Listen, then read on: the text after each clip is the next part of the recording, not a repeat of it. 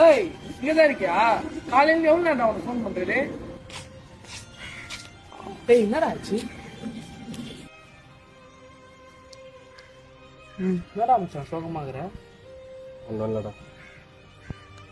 நான் சொல்லண்டா. என் ஆள்கிட்ட போய் லவ் சொன்னேன். நான்ட்டேன். ஏண்டா? நானே என் பையனை இங்க தானே கிரிக்கெட் ஆடுவோம். யார் மச்சான் அந்த பொண்ணு? நந்தியராடா அவ? நான் ஒன்றும் தெரிஞ்ச பொண்ணு தான் மச்சான். யாரா? எனக்கு தெரிஞ்ச பொண்ணா?